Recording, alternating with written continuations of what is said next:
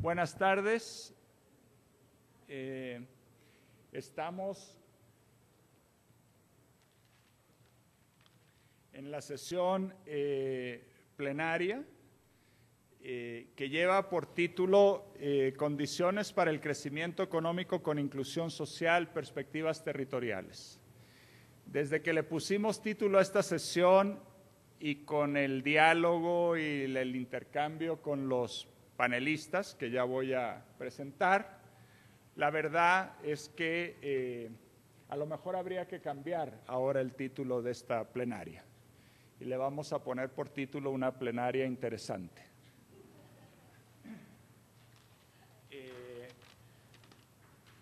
Hay una presentación de las dos que tiene una perspectiva más económica, una visión, si se quiere, más económica sobre las dinámicas territoriales, y hay una segunda ponencia que hace parte del proceso de síntesis del programa de dinámicas y que tiene que ver con las explicaciones más conceptuales y teóricas que desde el programa hemos elaborado para tratar de explicar los procesos de cambio que hemos observado. Nos acompañan y guiarán la discusión del día de hoy dos personas. Rudolf Buitelar, quien hablará primero. Rudolf es economista, es holandés, lleva muchos años en la región trabajando en la CEPAL, durante, no sé si toda su carrera latinoamericana, pero buena parte de ella. En la CEPAL ha ocupado distintos cargos y responsabilidades y recientemente ha vuelto a los temas en los que trabajó hace tiempo y ahora ha vuelto a los temas del desarrollo local y del desarrollo regional, porque hace poco ha quedado con la responsabilidad de dirigir el área de gestión del desarrollo local y regional en el ILPES en Santiago. El segundo expositor es el profesor Anthony Bevington, Anthony o Tony, como lo conocemos muchos, es geógrafo, es en este momento profesor y decano de la Escuela de Geografía de la Universidad de Clark en Massachusetts. Lo digo con mucho orgullo, miembro de la Academia Nacional de Ciencias de Estados Unidos.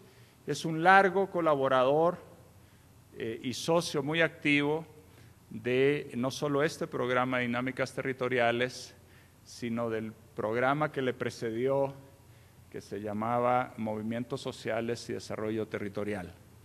Ella ha sido un activo participante en el proceso de construcción de la síntesis que está siendo presentada y discutida en estos días.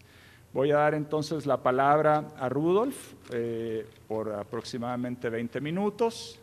Les avisaré cuando estén más o menos en los 10 minutos y después cuando ya estén llegando al final. Después Tony y luego espero que tengamos una muy buena y ojalá agitada discusión. Rudolf.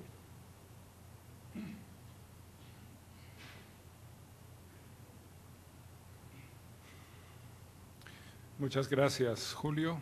Buenas tardes a todos. En primer lugar, quiero dar las gracias a RIMISP por invitarme a este interesante e importante evento y por darme un lugar tan destacado. En verdad es un gran gusto para mí pues, estar acá y poder compartir con ustedes algunas ideas sobre el tema que he llamado igualdad territorial, la hora de la igualdad, y la gestión estratégica del desarrollo, a nivel local y regional. No sé si pueden poner un... Ah, perdón. No te preocupes. Yo pensaba que había alguien atrás. Y aquí lo puedes fantástico. controlar si prefieres controlarlo tú. Ajá. Esto pasa. ¿Okay? Ahí está. Con ese apuntes. Ahí estamos. Que lo he llamado gestión estratégica y desempeño territorial en América Latina. Y no Ahí está. Y que está distribuido un poco en la siguiente secuencia. Hago referencia al libro de la CEPAL, La Hora de la Igualdad, que ustedes conocen, y que en el libro que se distribuyó en la carpeta sobre el proyecto de dinámicas territoriales está pues muy referenciado, muy usado como referencia estadística, pero también conceptual. La particularidad del libro de La Hora de la Igualdad, que hace 3 años se propuso la CEPAL como tarea prioritaria para el desarrollo de América Latina y el Caribe, la particularidad que tiene es que por primera vez en la historia de la CEPAL, en verdad, hay un capítulo sobre desigualdades territoriales que tiene un lugar muy destacado. Entonces quería compartir un poco con ustedes algunas reflexiones sobre qué ha pasado desde entonces, desde que en la CEPAL hace 3 años se escribió y se presentó este documento. Quiero mostrarles los datos un poco más recientes sobre la igualdad territorial, quiero decir más recientes que los datos que están en el capítulo del libro de hace 3 años y que están referidos en el libro que ustedes tienen sobre dinámicas territoriales. Y esto es un poco un adelanto de un texto que estamos escribiendo que se llama El Panorama Territorial y que lo estamos trabajando en la parte de estadísticas y analítica y lo esperamos lanzar en octubre de este año ya como segunda versión, segunda edición de esta publicación que ojalá va a ser recurrente y se llama Panorama Territorial de América Latina y el Caribe. Los datos están en esta parte muy referidos al Producto Interno Bruto. Son quizás los datos más comparables que tenemos. Sabemos que no son los únicos datos con que se pueden mostrar las desigualdades territoriales. Les quiero mostrar también un pequeño ejemplo de lo que hemos producido a través de un proyecto sobre la municipalización de los objetivos del milenio.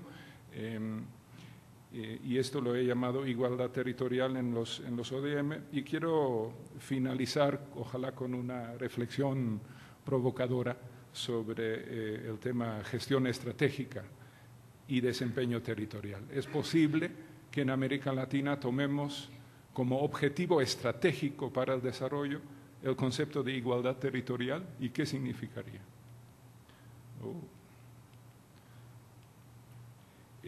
Para regresar un poco a hace 3 años, la crisis financiera internacional del 2007-2008 estaba en pleno auge. Lehman Brothers había caído hace meses y en la CEPAL se estaba escribiendo, y creo que la secretaria ejecutiva Alicia Bárcena entendió antes que muchos otros, antes que nadie, y planteó con mucha claridad y mucha fuerza que esta crisis financiera internacional iba a marcar un antes y después en la forma en que entendemos el desarrollo y la forma en que entendemos cómo se construye el desarrollo y cuál es el papel del mercado y el papel del Estado. Esa crisis financiera internacional no ha concluido todavía, por eso en esa lámina puse las crisis, ya en plural, 2008-2012.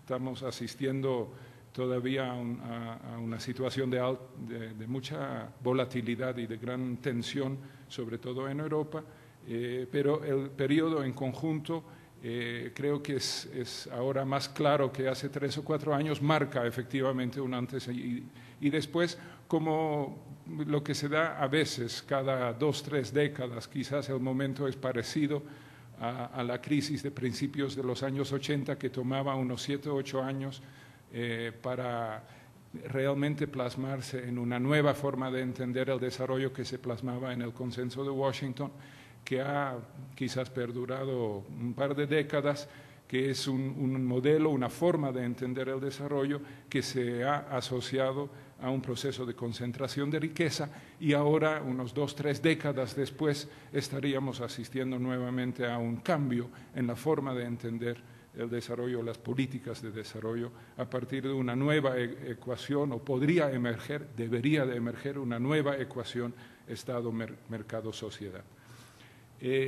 En el momento de escribir esto, y todavía la región América Latina y el Caribe goza de una relativa estabilidad macroeconómica, cuenta con reservas internacionales muy importantes. La demanda interna claramente se ha convertido en motor de crecimiento propio. Entonces la pregunta es, bueno, ¿por qué no ha llegado la hora de la igualdad? Tenemos todas las condiciones y si no es hoy, ¿cuándo será? Sin embargo, hay volatilidad en el contexto económico global, el crecimiento del PIB actual es insuficiente. Entonces, ¿de qué depende que llegue la hora de la igualdad? Y creo que la respuesta de la CEPAL es, bueno, depende claramente del esfuerzo público, del esfuerzo del papel del Estado, y aquí puse del nivel y de la calidad de la gestión pública que serán cruciales para que llegue la hora de la igualdad. Aquí un poco los últimos datos. En verdad, estos datos todavía no incorporan el efecto de la crisis, pero podemos decir que la distribución de ingresos estaba mejorando hasta el año 2009, 2010, más o menos. Esta línea azul indica el índice Gini de la distribución de ingresos, y los puntitos de color verde y color rosado son mediciones de momentos anteriores. Entonces ustedes verán que en la gran mayoría de los países la última medición del índice Gini está claramente inferior, o sea, hay una mejor distribución de ingresos en el año 2009-2010 de la que había en mediciones anteriores, que son 10, 20 años antes. Esto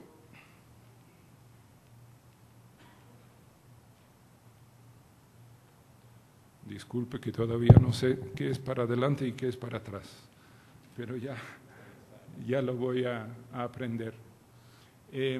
La distribución de ingresos estaba mejorando, la pobreza estaba disminuyendo. Estos datos ya incluyen algunos años post-crisis, esto va hasta el 2011 y muestra efectivamente que después del 2008 el combate a la pobreza no siguió con la misma fuerza, más bien se estancó y la pobreza hoy en día está en términos relativos y absolutos bastante parecido al 2008. Entonces, por consiguiente, es dable esperar que la distribución de ingreso quizás no haya mejorado, pero ojalá tampoco haya disminuido en los últimos 2 o 3 años.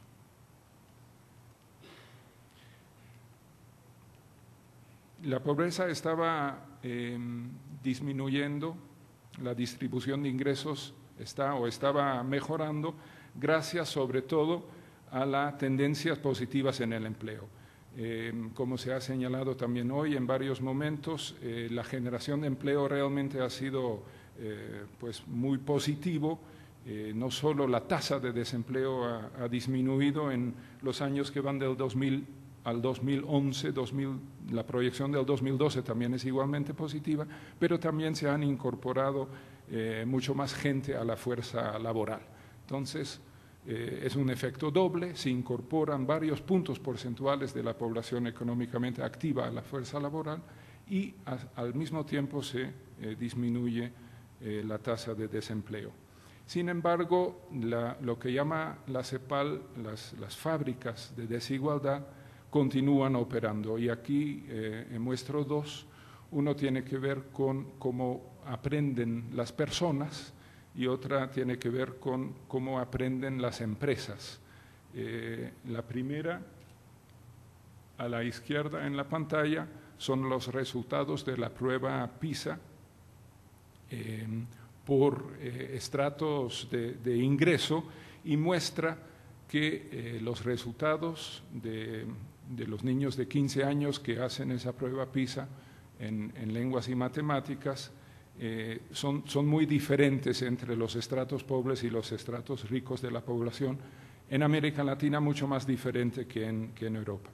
Y el otro cuadro a la derecha muestra la productividad en diferentes estratos empresariales, que muestra que la productividad en empresas grandes supera en 5 veces o más la productividad en empresas pequeñas.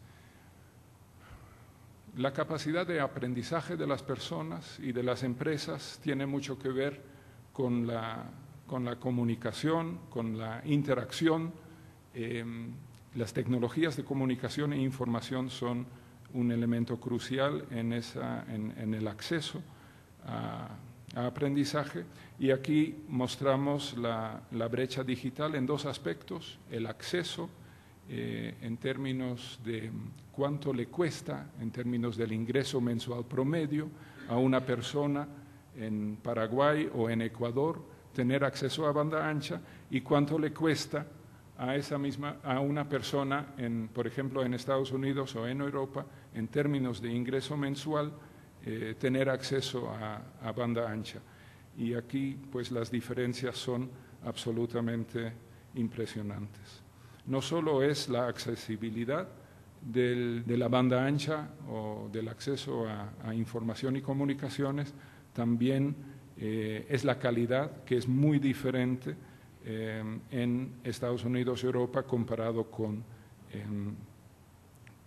lo que se tiene en América Latina. Entonces, esto es un ejemplo de cómo opera esa fábrica de desigualdad cuando en nuestros países, en América Latina, se tiene que pagar proporcionalmente en términos de sus ingresos mensuales mucho más por tener acceso a banda ancha, y se tiene en verdad una calidad de servicio, una velocidad mucho peor. Esos son un poco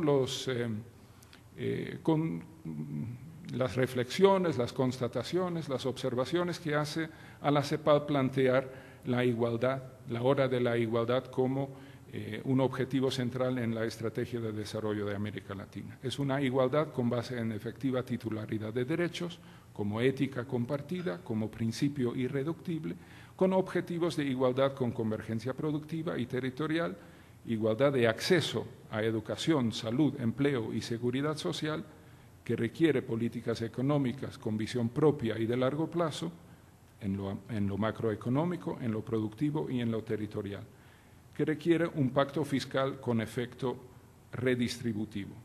Todo eso requiere fortalecer la gestión pública. Hasta ahí el tema de la hora de la igualdad, planteado como se planteó hace 3 años,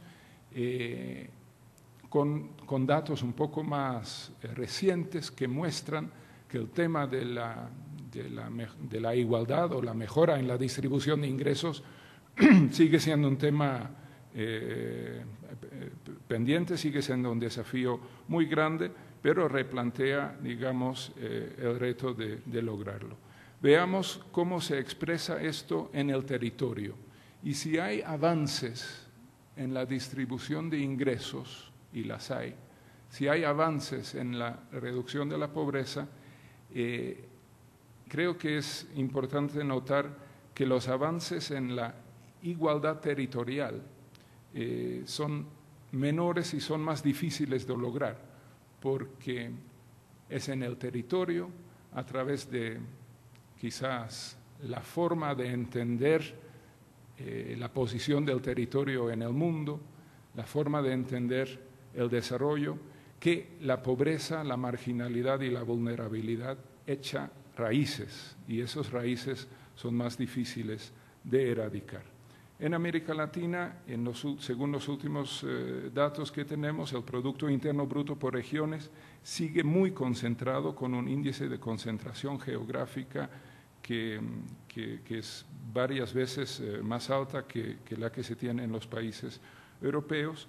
Aquí hay una comparación entre la región o el departamento más rico en países como Argentina, Bolivia, Brasil, Chile, comparado con el departamento o la región más pobre en términos de Producto Interno Bruto per cápita, y lo compara con las mismas cifras que presenta la OECD. Entonces, ustedes aquí van a ver en en los países europeos o en Estados Unidos. Aquí hay un ejemplo de España, País Vasco comparado con Extremadura, en Portugal, Lisboa comparado con el norte, que hay diferencias de 2-1 en cuanto al Producto Interno Bruto per cápita. En América Latina, dependiendo un poco del tamaño, esto tiende a analizarse a nivel de departamento, a nivel de región, pero si son escalas más pequeñas, las diferencias se hacen más grandes, las diferencias llegan a ser 6-1, 7-1, 8-1 entre el Producto Interno Bruto per cápita en la región más rica comparado con la de la región más pobre.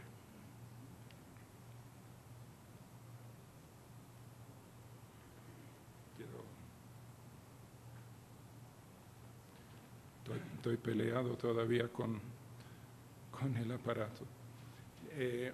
Y estas disparidades territoriales en Producto Interno Bruto per cápita son muy difíciles de cambiar. Aquí tenemos un mapa que muestra la concentración del Producto Interno Bruto en los territorios y los colores más oscuros muestran dónde está concentrado la actividad económica, y ustedes van a reconocer la provincia de Buenos Aires, el área de Sao Paulo, Río de Janeiro, la región metropolitana en Chile, el área de la capital peruana, como las áreas más, donde más se concentra la actividad económica en el año 2000.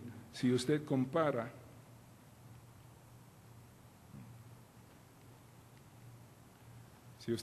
esa misma lámina con la del año 2010, las diferencias van a ser muy pequeñas. Es casi un juego de busque y encuentra. Las diferencias son muy difíciles de encontrar, siguen siendo los mismos zonas que concentran un mismo porcentaje del Producto Interno Bruto. Aquí mostramos, y esto es un adelanto de nuestro panorama territorial, que la población se encuentra igualmente concentrado en los mismos lugares donde se concentra la actividad económica, pero aquí mostramos también a través de estos globitos o bolitas de diferentes colores el crecimiento de la población. Y quizás una conclusión interesante o sorprendente es que la población crece más rápido en los lugares donde hay poca población. Lo mismo, curiosamente, o no sé, eso es precisamente lo que estábamos buscando, es dónde crece más rápido el Producto Interno Bruto.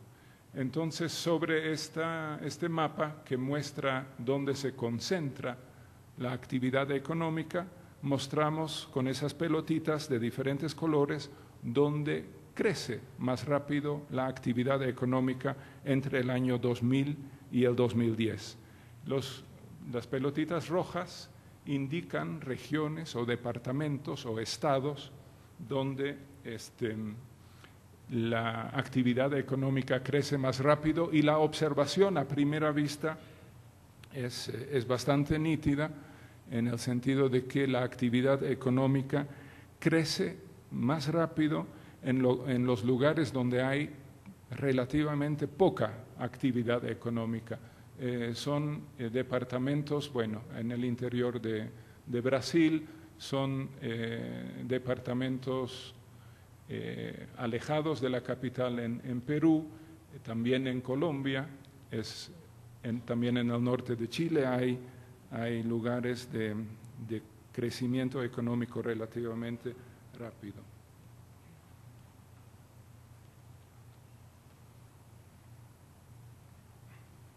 Esto es otra forma de mostrar lo mismo, que es la tasa de crecimiento a nivel subnacional entre el año 2000 y 2010, y quizás aquí ustedes lo verán con mayor facilidad.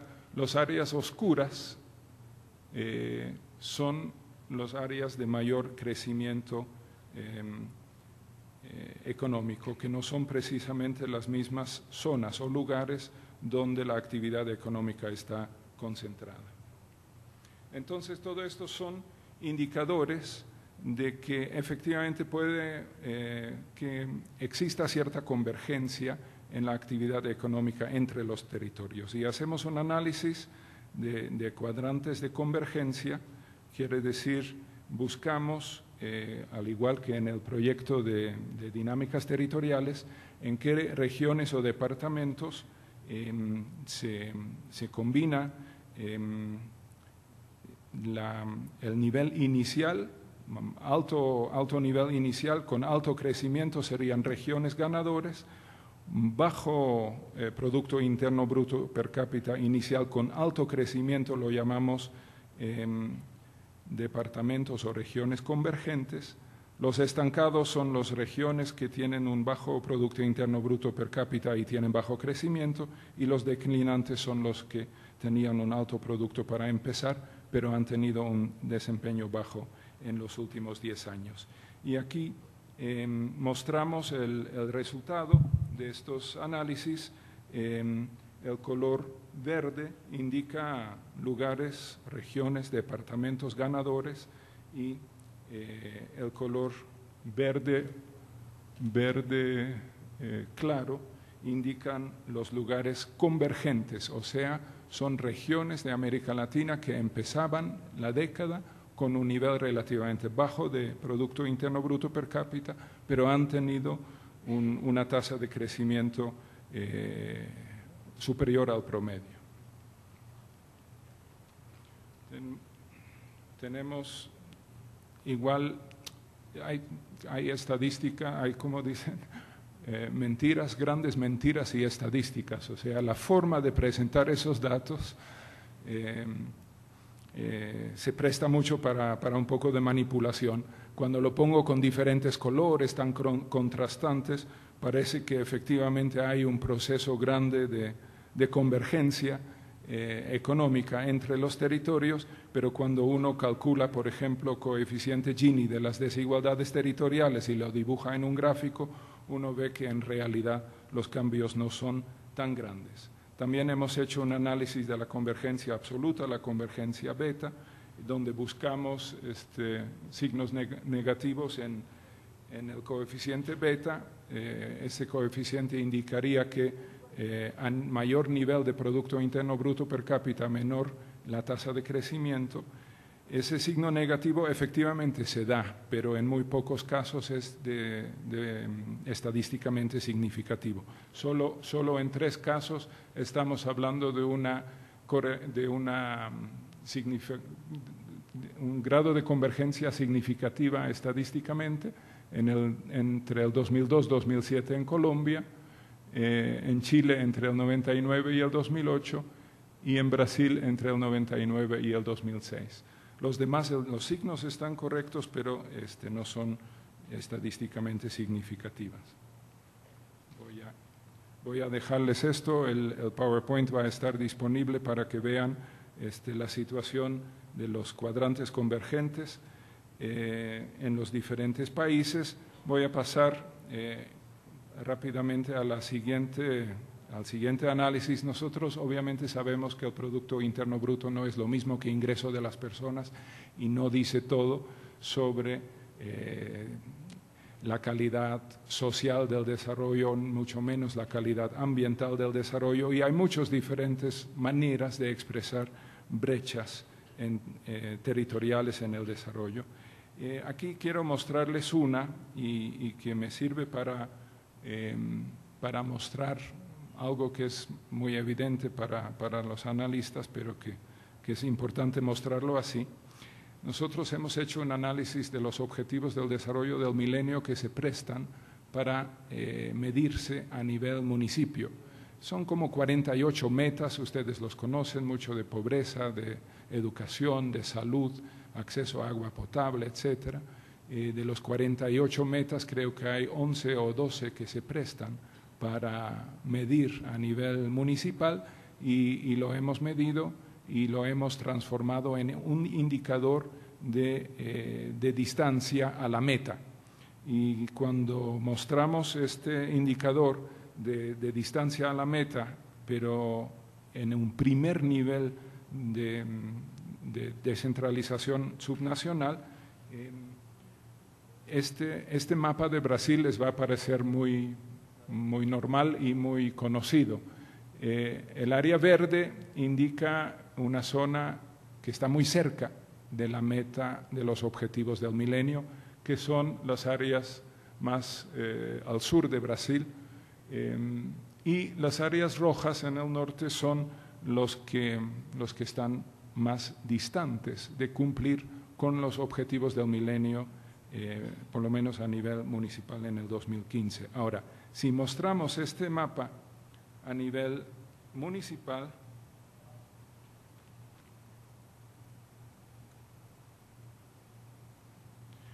la diferencia es clara, también hoy lo hemos visto, pues hay de todo, y entonces el análisis de los grados de convergencia o las disparidades territoriales es muy sensible al nivel de agregación. Si uno a nivel regional identifica regiones que tienen una distancia muy grande con la meta de los objetivos del milenio, bueno, pues adentro de estas regiones hay zonas o territorios que están en condiciones mejores o inclusive peores. Entonces, tenemos que tomar en consideración que el análisis de disparidades y convergencia es muy sensible al nivel de agregación. Hasta ahí un poco el adelanto de lo que va a ser nuestro panorama territorial. Quiero hacer una reflexión a modo de conclusión sobre la gestión estratégica. La gestión estratégica obviamente es un proceso donde la sociedad o la empresa o el gobierno establece pues sus prioridades de largo plazo y establece programas y proyectos prioritarios para alcanzar los objetivos estratégicos de largo plazo. Y se presta este objetivo de la igualdad territorial para ser tomado como objetivo estratégico en una estrategia de desarrollo nacional o territorial. Esa es un poco la conclusión. Y esa conclusión se nutre porque en el ILPES nosotros nos orientamos a fortalecer la competencia de gestión pública y en particular en el área que a mí me toca dirigir, el de desarrollo local y regional, nos enfocamos en políticas de desarrollo regional y el desarrollo de competencias para la gestión estratégica local. En los 6 meses que llevo a cargo del área, pues me ha tocado visitar Ayacucho, en Perú. Hace una semana estuve en Managua con representantes de 25 municipios, he recorrido Paraguay y un poco mi conclusión o observación, un poco de sorpresa, es que la planificación está de vuelta.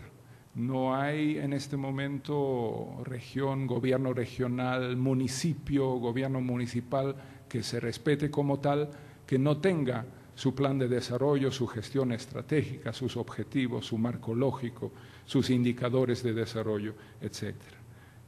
La planificación está de vuelta.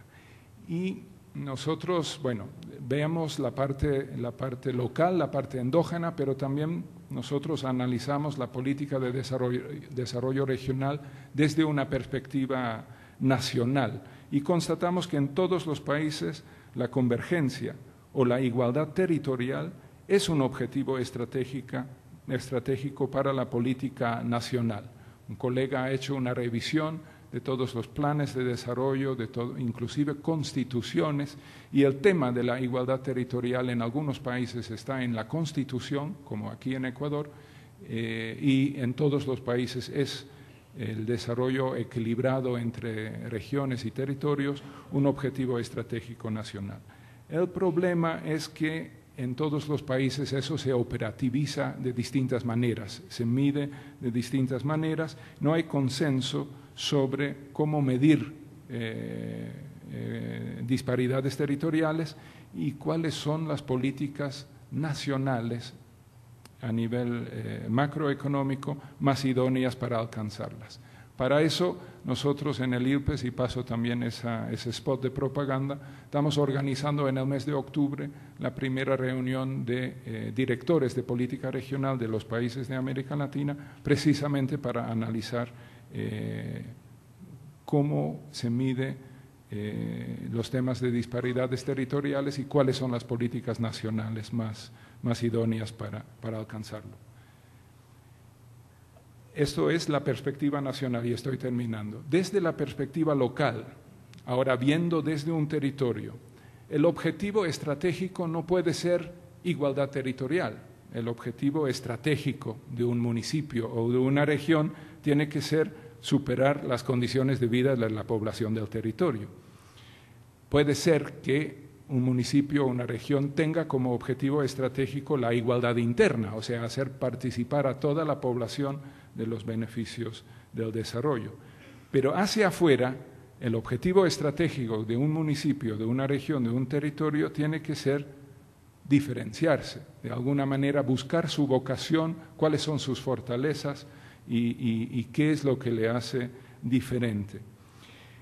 Y esa reflexión mía es un poco una reacción a lo que leí hoy en el documento sobre dinámicas territoriales, donde ustedes, los autores, Julio, todos los autores, hacen la reflexión de que la globalización, en cierto sentido, reduce la autonomía de lo local y el documento expresa un escepticismo sobre la importancia de los procesos de desarrollo endógeno. Expresa que la capacidad endógena de hacer gestión estratégica del desarrollo está distribuida de manera desigual, entonces produce un efecto polarizador, porque son los lugares más ricos que mejor pueden hacer gestión del desarrollo y los lugares más pobres que están en peores condiciones. Entonces, confiar en que los procesos de desarrollo endógeno van a resolver el tema de las disparidades territoriales es muy difícil. Más bien, dice el documento de RIMISP que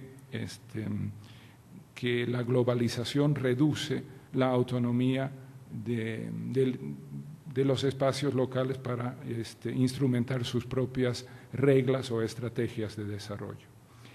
Yo, un poco para polemizar, quiero poner una visión un poco contrastante, diciendo que la globalización ciertamente reduce la autonomía de espacios locales para imponer sus propias reglas, pero al mismo tiempo la globalización, a mi manera de ver, premia la diversidad y la diferenciación. Y aquí poco quiero terminar con esa reflexión, que el objetivo estratégico en los procesos de cambio endógenos debe ser el fortalecimiento de la identidad propia y la cultura local. Es buscar la diferenciación.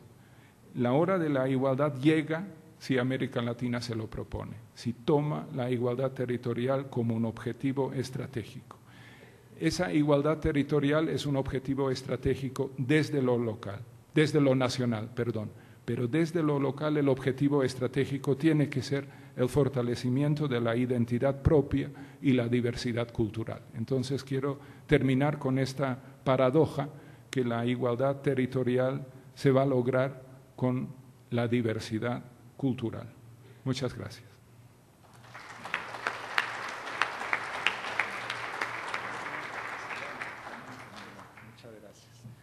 Muy bien, muy provocador. Ya tenemos un primer tema de debate y de discusión para después de la segunda presentación.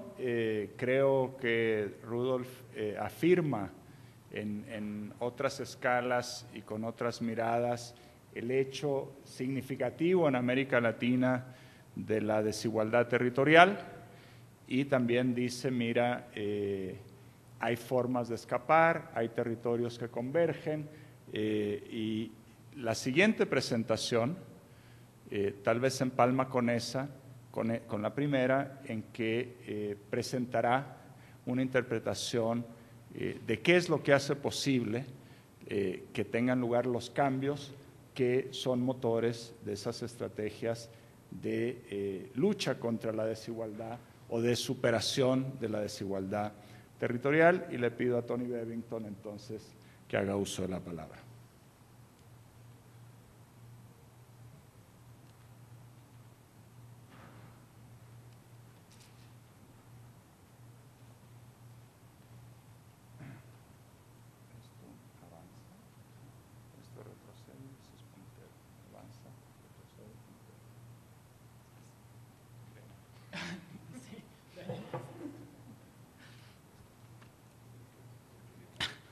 Eso siempre me pasa, ¿no?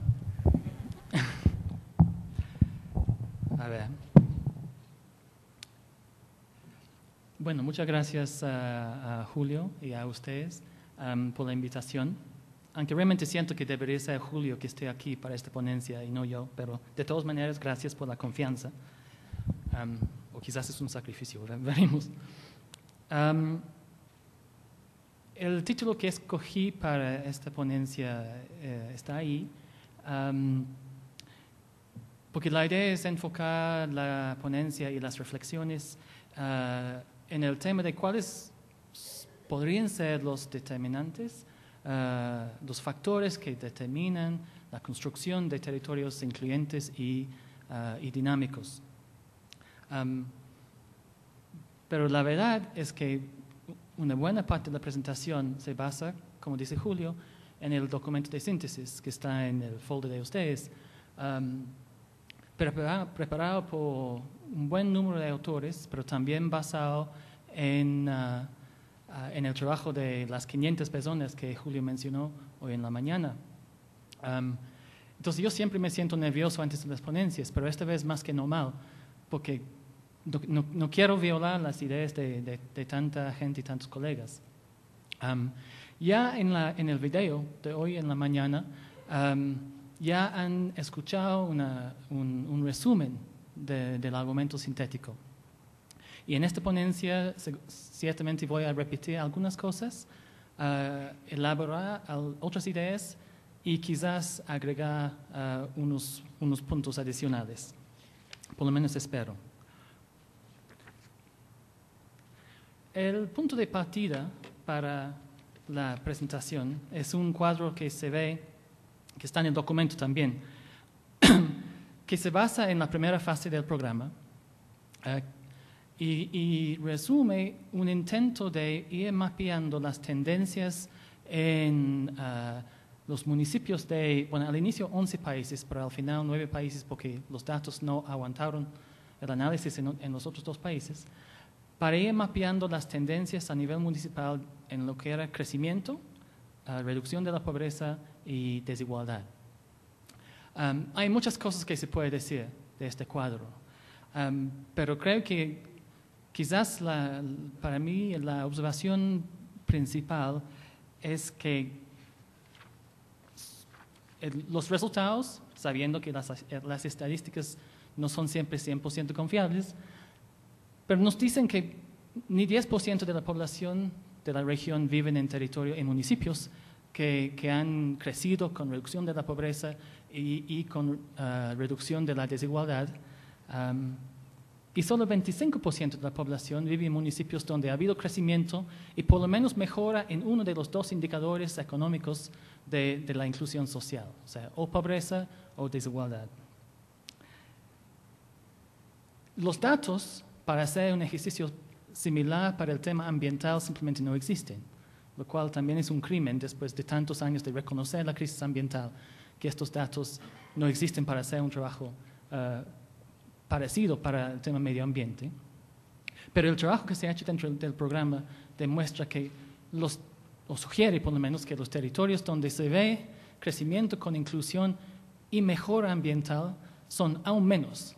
Son bastante menos los territorios donde se ve mejora también en el tema de sustentabilidad ambiental. Son muchas preguntas que se pueden hacer de estos datos. 2, para basar esta presentación, y que también se hicieron hoy en la mañana, es, bueno, ¿por qué son tan pocos territorios donde se han visto crecimiento con algún indicador, con mejora en uno de los 2 indicadores de inclusión social? ¿Y cómo explicar los casos, estos casos donde esto sí se ha dado, donde ha habido crecimiento con algún nivel de inclusión? Yo nunca termino mis presentaciones, entonces ahora presento las conclusiones en breve. Y las conclusiones serán en forma muy sencilla 4. Que los determinantes próximos de estas dinámicas son institucionales, tanto de instituciones formales como no formales, y instituciones fácilmente identificadas, instituciones que son tan rutinarias que casi no se ven, por ejemplo, relaciones y sistemas de género. Estos son los determinantes próximos, pero los determinantes subyacentes son más bien sociopolíticos, que tienen que ver con estructuras y relaciones de poder en los territorios. Y entonces, para que se den cambios en las dinámicas, cambios sustantivos en las dinámicas territoriales, eso dependerá de, sobre todo, dos tipos de cambio. Cambio en lo que se puede llamar el equilibrio político, y voy a volver a este tema, pero la noción del equilibrio político, que es una combinación de las relaciones de poder y las institucionalidades que pueden convivir de una forma más o menos estable durante un tiempo, y cambios de ideas y discursos, para que puedan surgir nuevos proyectos territoriales que imaginan otro tipo de territorio. Proyectos territoriales imaginados que pueden ser asumidos por actores en el territorio o desde afuera. Y estos cambios son, 4 puntos, productos de distintos factores: acción colectiva y movilización social, lo que hemos llamado comunidades epistémicas, estas redes de personas y actores quienes generan ideas y discursos que terminan siendo asumidos por actores y coaliciones. Tercero, coaliciones sociales, y eso es importante, coaliciones sociales que reúnen varios actores en un territorio, en un proyecto no tanto compartido, pero por lo menos negociado, donde se pueden compartir lo que es negociado entre los actores. Y finalmente, ciertos tipos de articulación externa. Entonces, esas son las conclusiones, que es que los determinantes próximos institucionales, subyacentes, sociopolíticos y cambios nacen de estos procesos identificados en el tercer y cuarto punto ahí. Entonces, dicho eso, con el tiempo que me queda, quiero dividir la presentación en 3 secciones. Las primeras 2 secciones son más bien un poco conceptuales y la tercera sección un poco menos. Empiezo con una reflexión sobre cosas que se pueden sacar de la literatura sobre los determinantes políticos del crecimiento económico y luego utilizar estas ideas para elaborar un concepto que está muy presente en el documento sintético, que es el concepto de las trampas de desigualdad o las trampas distributivas. Y luego con estas ideas, si me queda tiempo, discutir evidencias que salen, discutir de una manera obviamente muy esquemática, evidencias que salen de los territorios sobre cómo se han dado cambios hacia formas de crecimiento con inclusión, o con mayor inclusión por lo menos, en estos territorios. Entonces ese es mi plan, estos 3 puntos. Pues ya saben la conclusión, entonces el grueso ya está hecho. Entonces, para empezar, una reflexión sobre este tema de los determinantes sociopolíticos del crecimiento económico. Y aquí creo que conviene distinguir entre 2 tipos de teoría. Ambos son importantes, pero cumplen roles distintos. Hay las teorías que buscan explicar cómo promover el crecimiento, o el crecimiento con inclusión puede ser, teorías del capital humano o del rol de la tecnología en el desarrollo.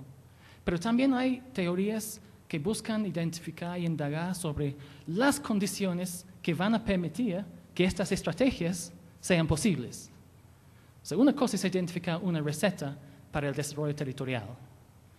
Otra cosa es identificar las condiciones que van a permitir que esta receta se implemente. Son 2 tipos de teoría. Y aquí el enfoque está en el segundo tipo de teoría.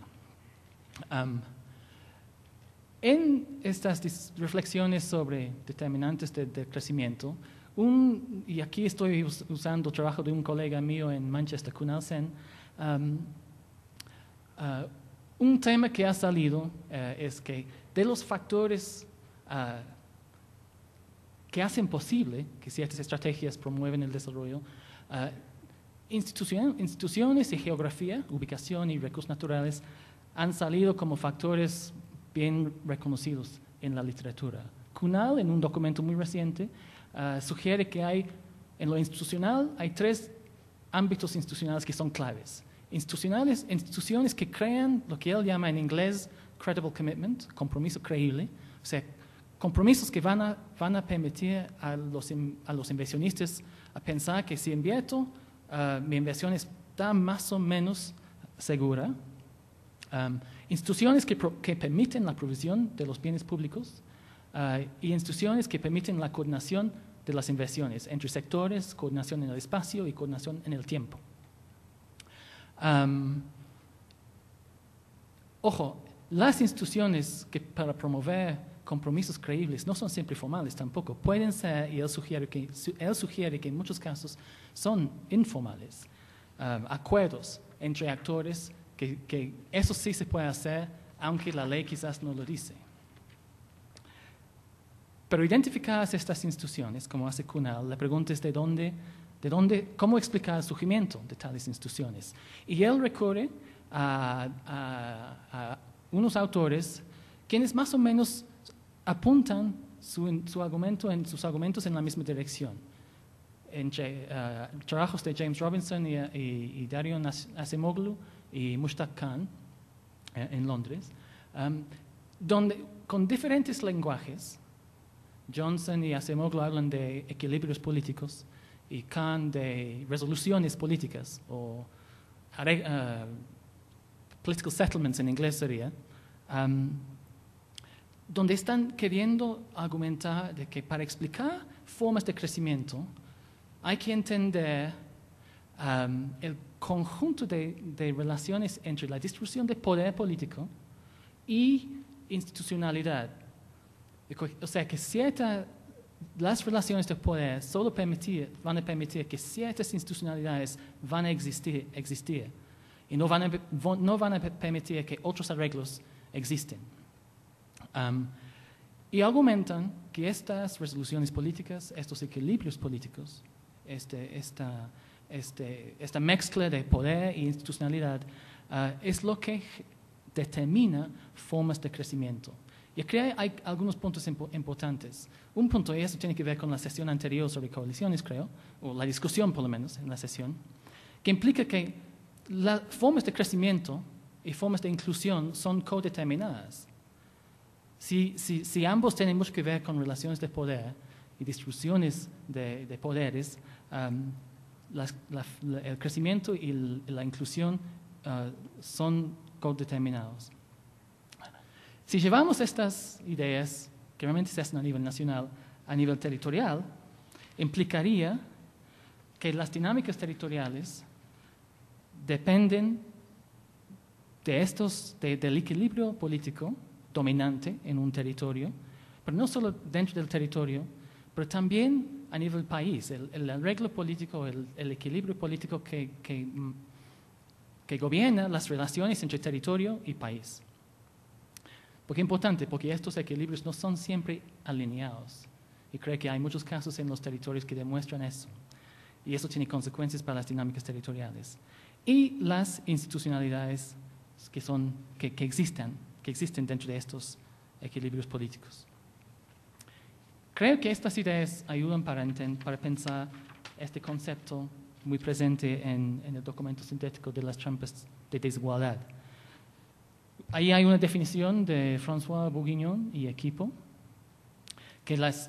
porque el documento de síntesis argumenta de que el desempeño decepcionante de muchos territorios en la región refleja la existencia de trampas de desigualdad, que son diferencias persistentes en poder, riqueza y estatus entre grupos socioeconómicos sostenidas en el tiempo por instituciones económicas, políticas y socioculturales. O sea, estas instituciones sostienen estas trampas que hacen que territorios no pueden salir de una cierta dinámica sin dinamismo y sin inclusión.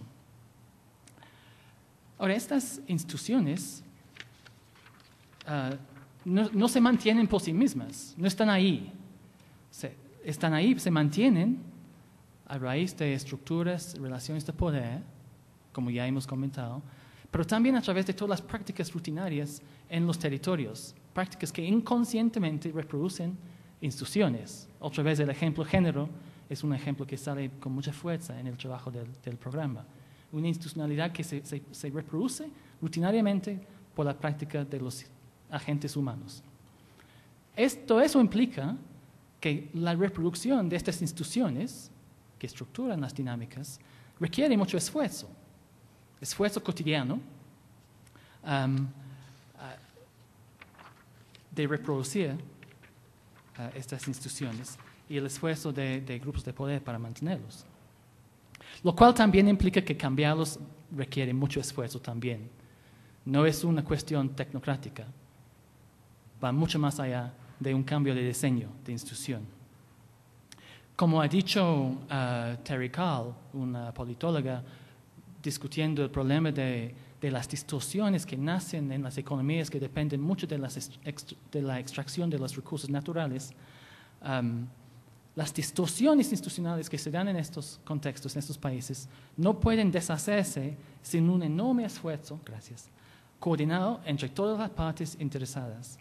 O sea, eso implica que estos cambios van a implicar resistencias, conflictos, lo cual implica que probablemente en muchos casos va a haber una relación entre cambio institucional, conflicto y cambio en las dinámicas territoriales.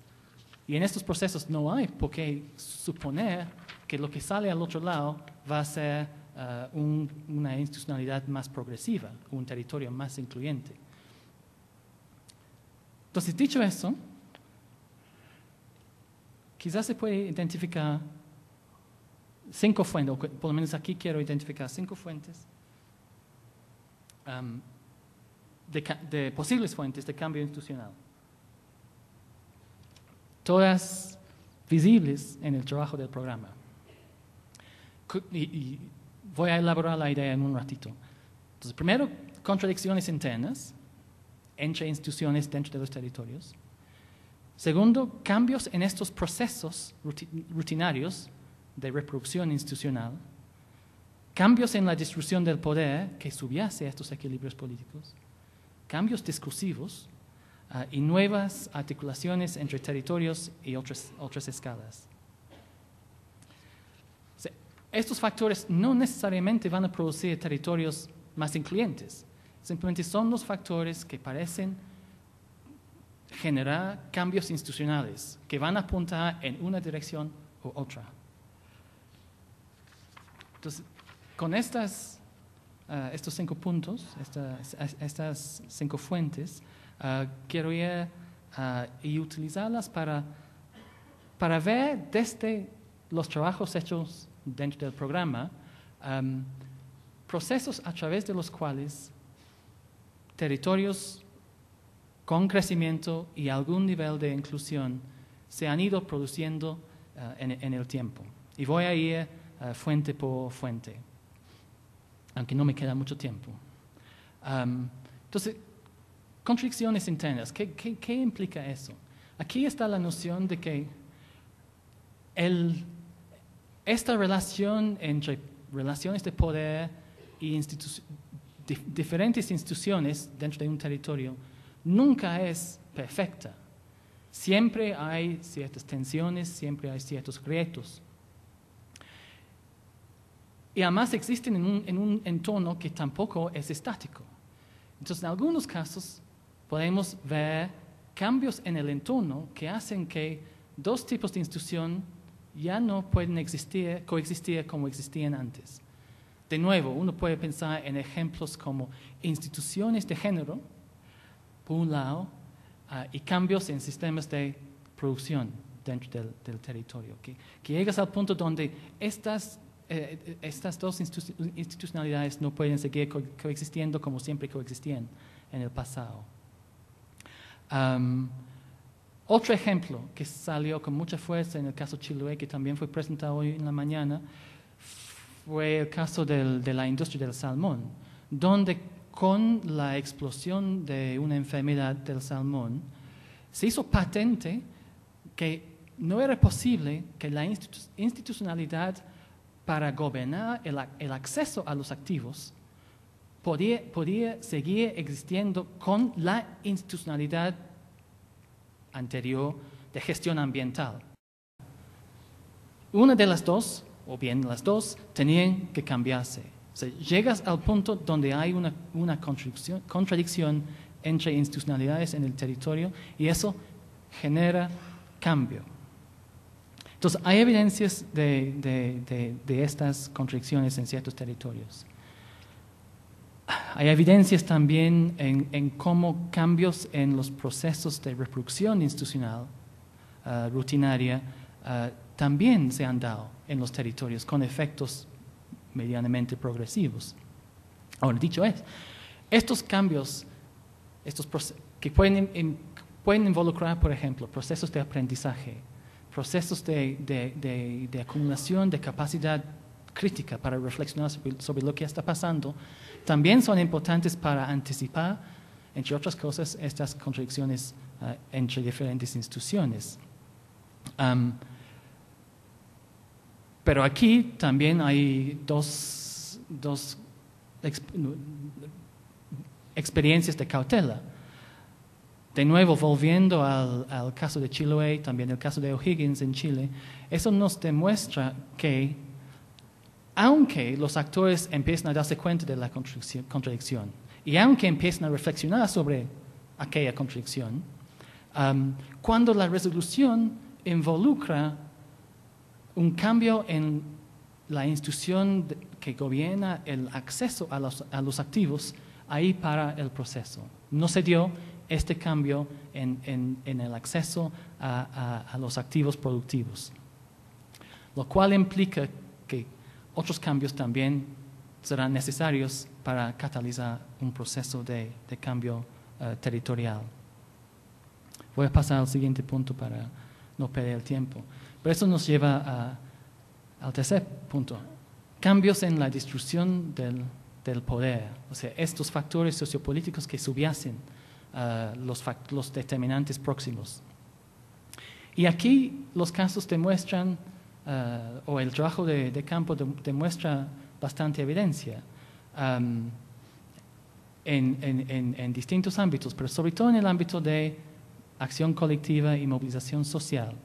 Caso Tarija, donde si bien se puede cuestionar elementos del proceso de movilización dentro del pueblo guaraní en Tarija, no queda la más mínima duda de que este proceso de movilización social y acción colectiva cambió la dinámica en el territorio, facilitó un cambio en el acceso a la tierra y en el control de la tierra y facilitó, junto con la movilización de otros actores, un mayor acceso a la renta que nace de la extracción del gas en Tarija y en sus territorios. Entonces ahí hay un caso donde la movilización social, lo que en sí es un intento de ir cambiando relaciones de poder, llevó a cambios institucionales dentro del territorio.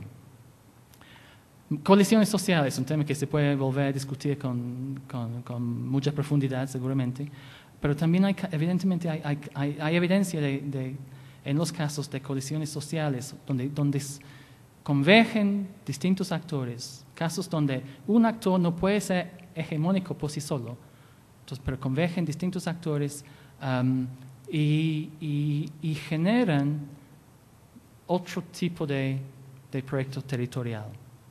No otro tipo, pero un tipo modificado. Ejemplos aquí, y voy a dejar a los autores a que comenten con mayor detalle, o con Gate, Tarija, otra vez, otros casos. Pero también hay casos donde las coaliciones surgen, pero no logran imponer su visión territorial. Caso Cerro Grande en El Salvador. Y finalmente hay casos donde intervenciones externas van cambiando la distribución de activos de una manera que cambia relaciones de poder en el territorio. Pero se me acaba el tiempo. Yo tengo 3 láminas.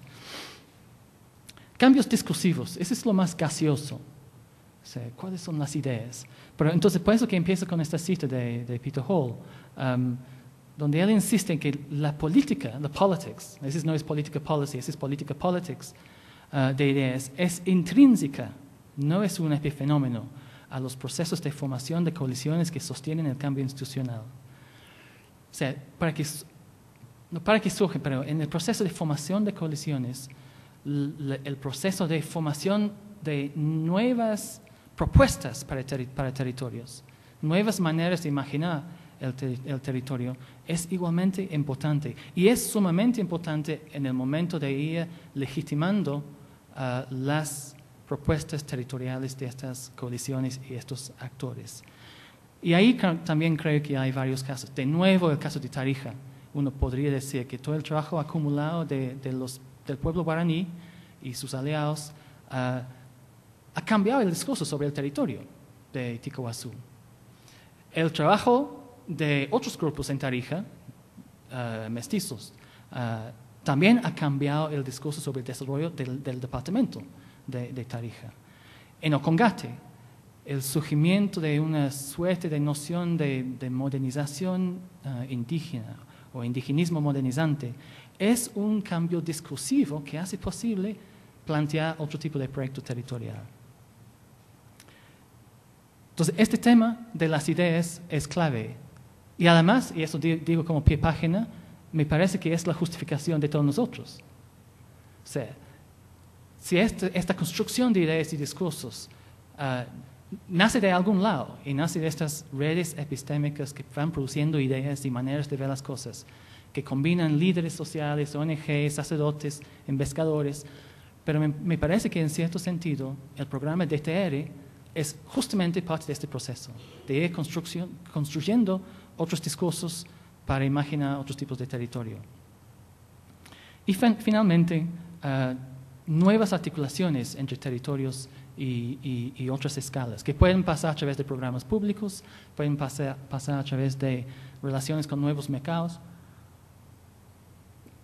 También hay evidencia en que no solo que cambien las dinámicas, pero han cambiado las relaciones de poder dentro de ciertos territorios. Pero aquí hay muchos factores de por medio.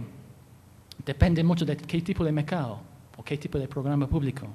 Entonces hay casos en los territorios donde son mercados que requieren inversiones a gran escala. Y entonces estas articulaciones necesariamente implican la llegada al territorio de actores con mucho poder, porque son los actores quienes pueden manejar estas inversiones grandes, mineras, empresas de petróleo y etcétera, o las empresas del salmón. Entonces cambian de por sí el equilibrio político dentro del territorio. Pero estos casos también son interesantes porque también demuestran que no pueden imponer, en casos donde existe cierta capacidad de agencia, ciertas colisiones preexistentes dentro de los territorios, estos actores externos tampoco pueden imponer sus proyectos. En otros casos pueden ser articulaciones con mercados que no requieren gran inversión, que permiten inversión más diversificada, como el ejemplo del café en Loja. Pero también en el proceso de articular el territorio con estos mercados van permitiendo nuevas tendencias de acumulación dispersa, más equitativa, que igual va cambiando, va influyendo en los cambios en los territorios. Entonces, otra lámina de conclusiones para terminar. Entonces, los motores de las dinámicas son profundos y en muchos casos son adversos para lograr un crecimiento con inclusión. Y los estudios demuestran que no hay ninguna receta mágica y no van a haber muchas transiciones rápidas tampoco. Y va a costar mucho esfuerzo cambiar lo adverso, mantener lo progresivo y construir, porque si tomamos en serio estas teorías anteriores, lo que está en juego es la construcción de nuevos tipos de equilibrio político dentro de estos territorios. Gracias.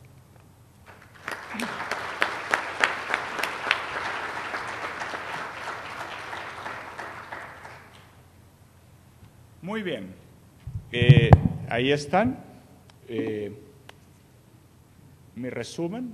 La desigualdad territorial existe, es muy grande, es muy significativa y es muy persistente. Y tal vez un contrapunto en la afirmación de que se puede hacer al respecto, la gestión estratégica pública territorial o las transformaciones de las condiciones sociopolíticas e institucionales subyacentes y cuáles son los espacios y los roles de ambos tipos de estrategias. Bien, yo realmente quisiera ver si logramos, con 200 personas en la sala, aproximadamente, hacer una dinámica, ojalá no de pregunta y respuesta, sino ojalá llegáramos a un cierto debate, a una cierta discusión. Estamos como programa en un momento en que nos interesa criticar lo que está saliendo, discutir, escuchar opiniones que nos digan no, se equivocaron por aquí, olvidaron esto otro. Entonces les propongo la siguiente dinámica. Voy a dar la palabra a 3 personas, voy a ir a los panelistas, volvemos con 3 personas y la única regla es que a los 2 minutos los voy a cortar, de tal manera de tratar de ir en una cosa ágil y rápida. ¿Ok?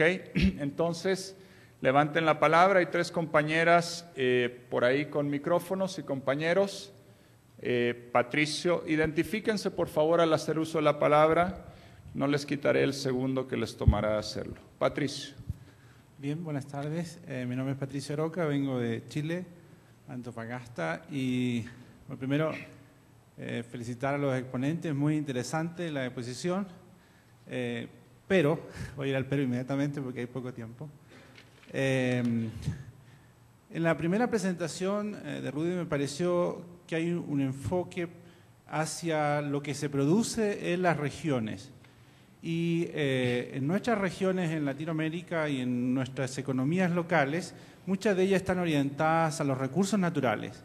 Y en los recursos naturales, la producción y el bienestar de los agentes locales, de los habitantes de las localidades, están bastante diferenciadas, mientras que en las regiones que tienen ciudades más grandes, ¿cierto?, y que están más diversificadas, tienden a ser parecidos, producto o ingreso de las personas.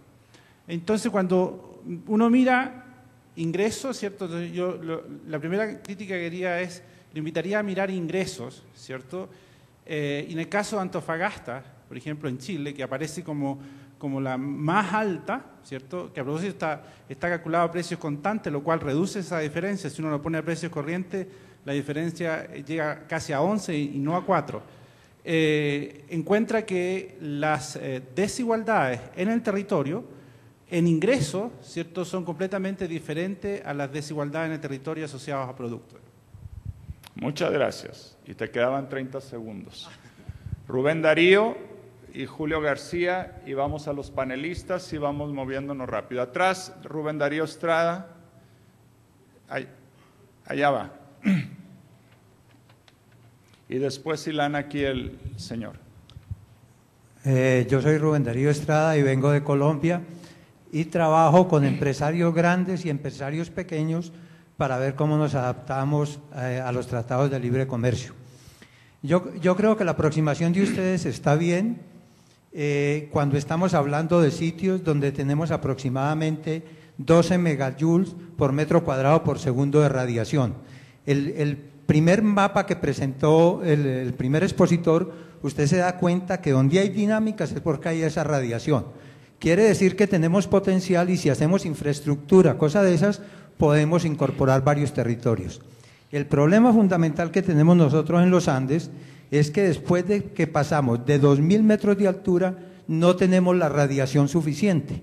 Entonces las políticas no tienen casi ninguna influencia. Les voy a poner el caso concreto. En los últimos años han venido entre 3.000 y 4.000 millones de dólares a Colombia y Ecuador.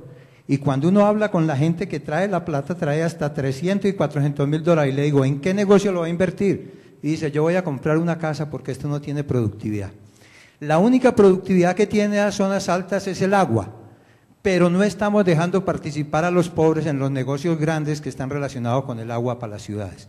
Creo que es una estructura totalmente distinta a la que estamos presentando aquí y ese es el factor fundamental, que los pobres participen de los negocios buenos que lo están capturando multinacionales y otras partes del mundo. Ese es mi punto de vista, tanto como agrónomo como economista.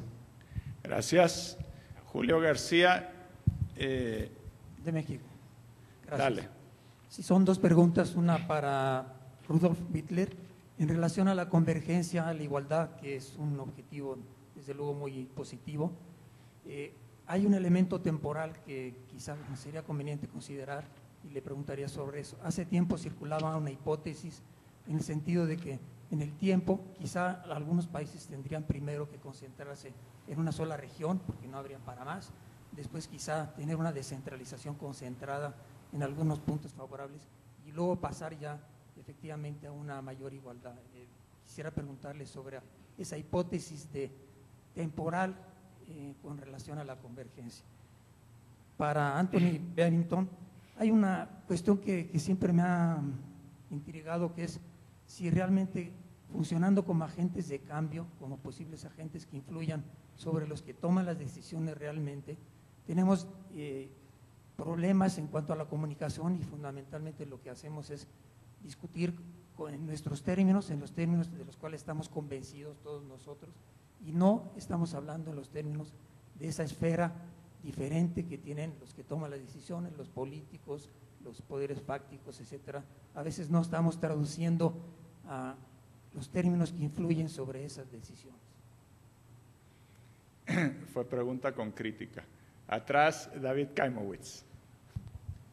Sí, una cosa que me llamó mucho la atención en la presentación de Rudolf es que cuando uno ve las áreas, digamos, de bajo ingreso per cápita, pero rápido crecimiento, una gran parte de ellos en el mapa parecen ser áreas de frontera agrícola de la Amazonía y el Cerrado, ¿no?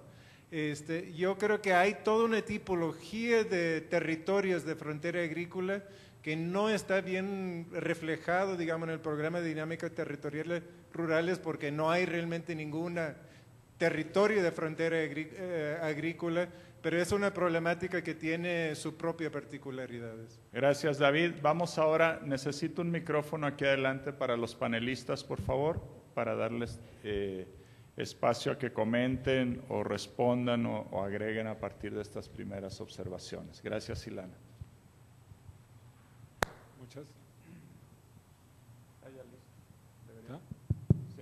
Muchas gracias, Julio, gracias por las preguntas. Estoy completamente de acuerdo con Patricio que el enfoque al Producto Interno Bruto es muy limitado y sería sumamente útil tener también la información sobre ingresos. Y luego hace un comentario sobre las desigualdades en territorios como el de Antofagasta, donde hay grandes empresas mineras que generan mucho producto, pero que igual puede haber grandes disparidades en cuanto a la distribución del ingreso al interior de estos territorios. Está bien, el enfoque que yo presenté no habla de las desigualdades al interior de los territorios, que puede ser una limitante, pero habla sobre desigualdades entre territorios. Y es cierto que el enfoque a producto tiene sus limitaciones, pero también es cierto, es innegable que Antofagasta es una de las regiones más dinámicas de Chile, sino de América Latina, que atrae una gran cantidad de gente que quiere ir a trabajar allá, no hay desempleo, los ingresos o los salarios son más altos que en otros lados de Chile, entonces el mapa de alguna manera muestra una realidad. En el sentido de que Antofagasta es una región muy dinámica y que sí, por supuesto, tiene grandes desigualdades en cuanto a la distribución del ingreso. El comentario sobre el colega de Colombia, Rubén Darío, de que las condiciones del desarrollo estarían determinadas por características físicas, geográficas del territorio y que las políticas no tienen ninguna influencia, pues mira, un poco al igual que el primer comentario sobre los recursos naturales en la región de Antofagasta, pues la geografía y la dotación de recursos naturales es lo que es, y esto es América Latina. El desafío de la política pública es aprovecharla. Yo creo que no hay nada en las condiciones físicas o geográficas de la región o en su dotación de recursos naturales que impide alcanzar el desarrollo, un desarrollo equilibrado y un desarrollo con igualdad, que tiene que ser políticas propias, que nacen desde el territorio, es claro, pero yo no comparto la idea de que las políticas públicas no determinan el desarrollo y que todo estaría en las condiciones físicas y geográficas. La pregunta de Julio sobre la temporalidad tiene que ver un poco con la hipótesis de que hay una curva invertida, que los países primero tienden a ser más desigual para después poder ser más iguales, por lo menos territorialmente. Sí lo he visto, lo hemos discutido y a mí no me gusta mucho eso de que primero es necesario pasar por una etapa de mayor desigualdad en el desarrollo territorial. No, yo creo que la hora de la igualdad es ahora y no es inevitable un proceso de desarrollo más desigual. Sí, la última pregunta de David sobre estas áreas de la frontera agrícola donde hay un bajo Producto Interno Bruto per cápita, pero que muestran un rápido crecimiento, requieren un análisis, yo diría, muy específico, muy detallado, y ojo con el nivel de agregación, porque creo que tenemos que utilizar una lupa y mirar un poco con más en detalle qué es lo que pasa en estos lugares. Pero sí, yo he hecho la misma observación, que efectivamente en los lugares donde hay un rápido crecimiento del Producto Interno Bruto parecen ser pues lugares lejanos, quizás con recursos minerales, quizás con frontera agrícola, pero necesitamos profundizar el análisis para ver exactamente qué significa y cómo se explica. Un comentario sobre la pregunta de Rubén Dario, que no fue para mí, pero una lección, un caso que ha sido un caso icónico en este programa ha sido la experiencia histórica y actual de Tungurahua en Ecuador, que es una región que no se conoce por sus ventajas comparativas obvias. Pero una de las lecciones de Tungurahua es que a través de procesos de acción colectiva y coordinada fue posible cambiar algunos de los limitantes geográficos en Tungurahua tiempos atrás, a través de sistemas de riego y lo que sea. Entonces, aunque obviamente la geografía es un factor que puede ser un factor de desventaja, hay experiencias en este programa o experiencias documentadas en este programa que demuestran que procesos sociales han logrado transformar algunos de estos factores limitantes a través de acción concertada. Y el ejemplo de la propuesta de crear sistemas bajo los cuales comunidades de altura pueden producir agua para comunidades y actores río abajo.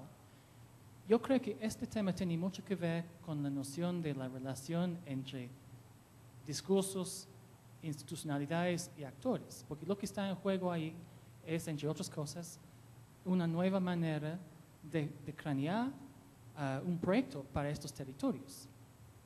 Pero también implica crear institucionalidades que van a permitir que tal proyecto funcione, institucionalidades que van a permitir estos procesos de provisión de agua para comunidades río abajo, y seguramente en algunos casos eso implicaría confrontaciones con relaciones de poder existentes.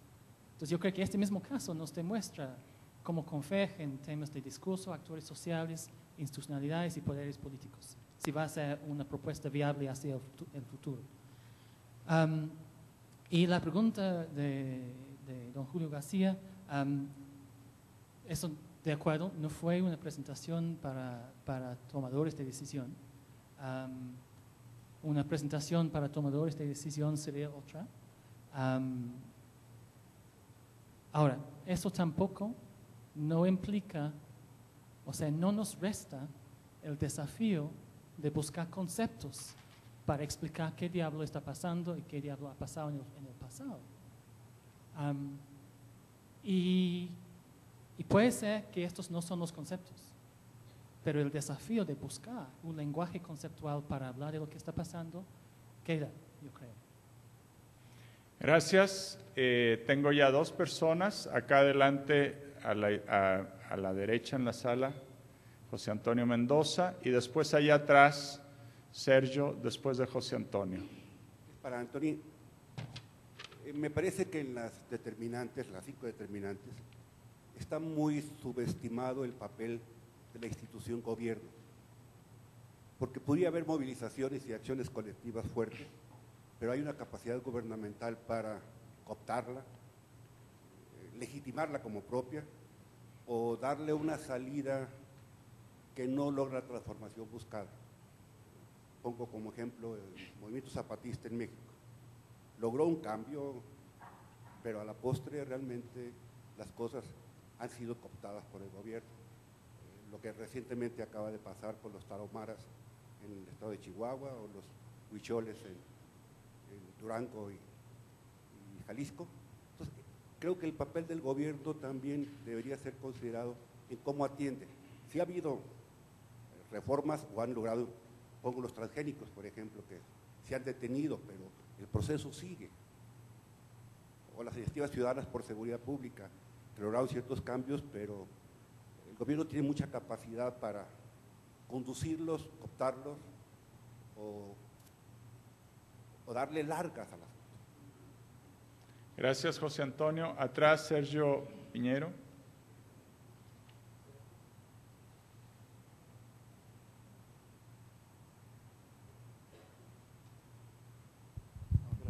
Gracias.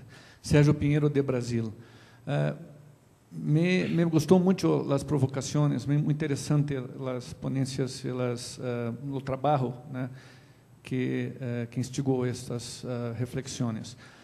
Me pergunto uma coisa: quando associamos diminuição da pobreza e da desigualdade com a ideia de crescimento, que tipo de crescimento temos que pensar?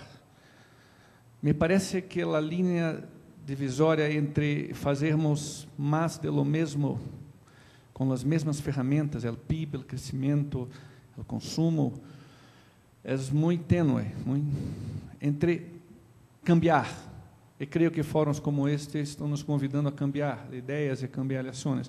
Que tipo de crescimento, que tipo de desenvolvimento talvez tenhamos que buscar para promover mais diminuição da desigualdade e da pobreza? Gracias. Y acá, a este lado, adelante, Antonio Yunes, la segunda mesa acá de este lado, por favor.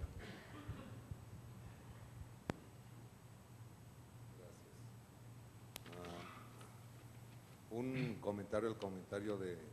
¿Se oye?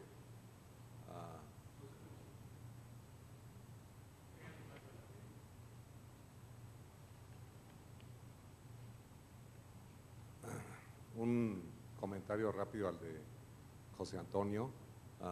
Por lo menos en el caso de México, yo creo que el Estado mexicano no ha sido capaz de conducir un cambio institucional o aplicarlo. Tenemos una ley de desarrollo rural, por ejemplo, desde 2001, y una revisión de su aplicación muestra que lo que exige aplicar la ley no se ha aplicado. En fin, una cuestión más en términos de… Acércate al micrófono. De la discusión, Gracias. una cuestión en términos de la discusión.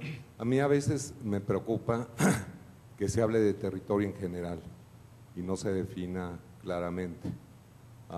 En el caso, por ejemplo, de la experiencia en el proyecto de desarrollo territorial rural, discutimos muchísimo, ¿no? Cómo definir un territorio rural, etcétera, etcétera, y después no llegamos a un consenso, pero yo creo que llegamos a algo más concreto en determinar la noción para hacer el trabajo de campo de un territorio rural. En el caso de la primera presentación, no me queda claro la definición de un territorio. Se habla de municipios, se habla de regiones, y mi preocupación es que si se están planteando políticas públicas dentro de un enfoque territorial, pues es muy importante conocer cuál es la noción. Y otro reflejo de la importancia de definir la noción de una región es el comentario que hizo David Keimovitz sobre la exclusión, por ejemplo, de territorios rurales en frontera agrícola. Gracias. Gracias. Y el último de esta serie, el señor Julian Kwan, aquí al medio. Momento. Gracias. Julian Kwan de Inglaterra. Es una observación, gustaría de saber la reacción de los panelistas sobre las fuentes de cambio institucional. Si estuvimos debatiendo esta cuestión en 10 o 20 años, yo tengo la impresión que los cambios en el entorno que hacen con que instituciones territoriales son obsoletas y nuevas formas de articulaciones externas de los territorios son tal vez cada vez más frecuentes. ¿Eso en función de qué? De problemas ambientales y de cambios climáticos, tal vez asociado también con cuestiones de seguridad alimentaria y seguridad energética, y la creciente globalización y integración regional de la economía global.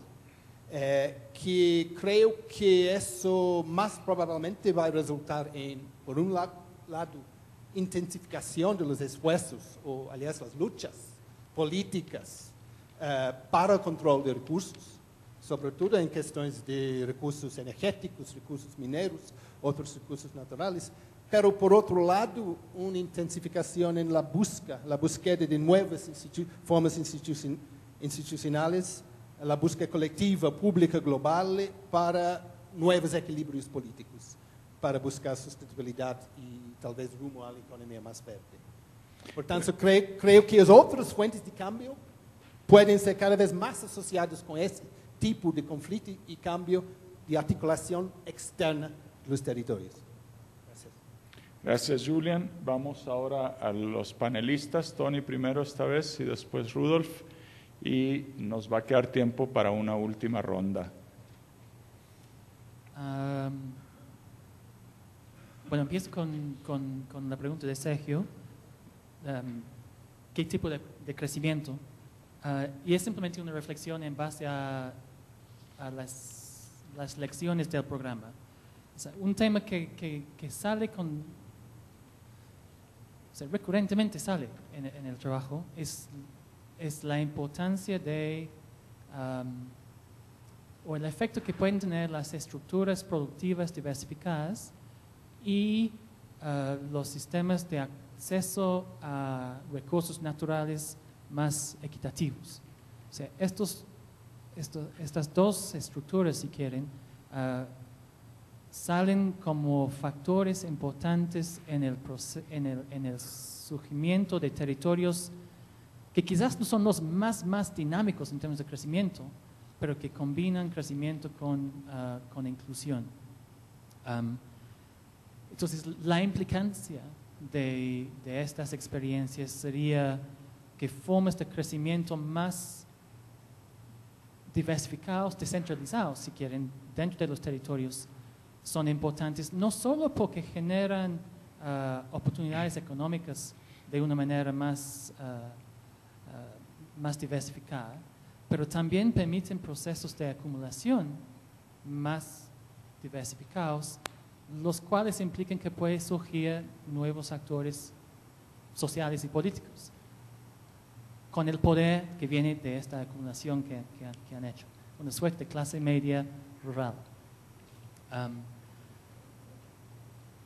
Entonces no es una respuesta a qué tipo de crecimiento, pero yo creo que ahí hay granos de ideas en los territorios que nos apuntan hacia cierta forma de crecimiento.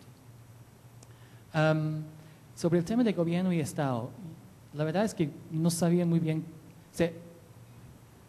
entro a la pregunta de otra manera.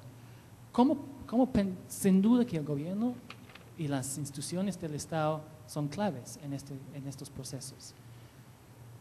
Pero una pregunta es, ¿cómo vamos a hablar conceptualmente de los gobiernos y los estados? En cierto sentido, los estados son redes de instituciones interconectadas, leyes, sistemas judiciales, formas ministeriales. Y los gobiernos del turno son coaliciones sociales que han logrado no captar, eso no es la mejor palabra, pero lograr ocupar los espacios que permiten que ellos puedan tener más influencia en el funcionamiento de estas instituciones.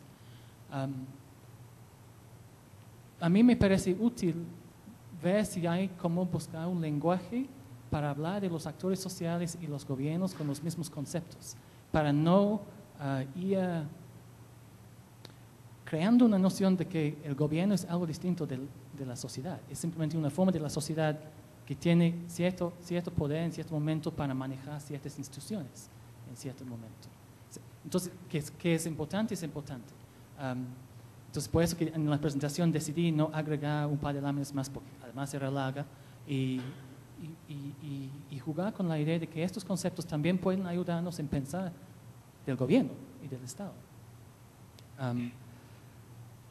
Y Julian, yo sí, bueno, sí creo que los procesos de cambio climático van a forzar muchos cambios institucionales en los territorios y a nivel nacional, no solo en estos territorios, en todos. Muy bien. Pues gracias por todas esas preguntas interesantes. Yo creo, Julio, le diste en el clavo cuando resumiste que la pregunta de fondo es gestión pública o transformaciones subyacentes. Y yo creo que esa pregunta, si los cambios territoriales se pueden dar por un proceso consciente, deliberado, de gestión a nivel de la sociedad,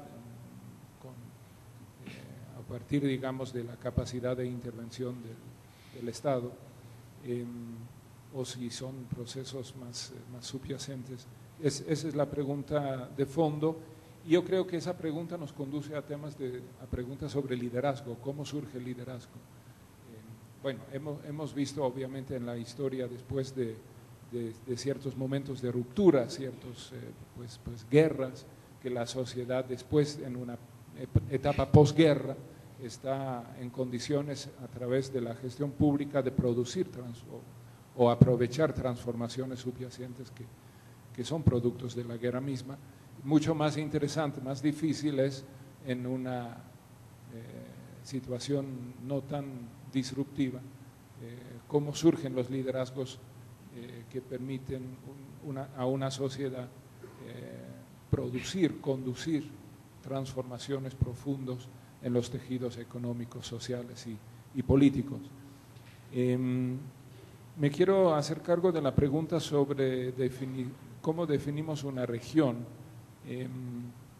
y porque es una pregunta muy importante. Cuando yo hablo de territorio o de región, lo que tengo en mi cabeza en verdad es un constructo social, es el conjunto de personas, inclusive empresas, actores, que se identifican con un territorio como su lugar de origen. Es un constructo social. Ahora, el problema es que ese constructo social no es lo mismo que la división política administrativa, y además este constructo social puede cambiar en el tiempo.